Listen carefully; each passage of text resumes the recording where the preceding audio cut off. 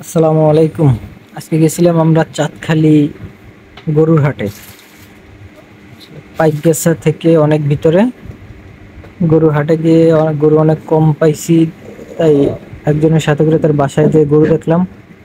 সাদা গরুটা পছন্দ হয়, কালো গরুটা মোটামুটি ভালো। সাদা গরুটার দাম অনেক বেশি চাইছে, ওটার দাম চাইছে ৭৬,০০০ টাকা।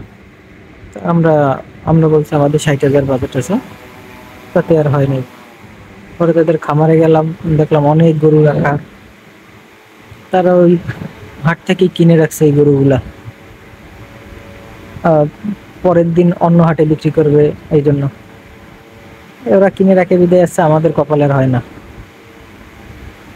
এই হচ্ছে হাটের অবস্থা। হাট পুরাই খালি, কিনে কিনে ওরা নিজেদের গোয়াল ভরে, আবার ওইখান থেকে কমে কিনে আমাদের এদিকে খুলনা হাট বা তেরোখাদার হাট বা অন্যান্য হাটে বিক্রি করে।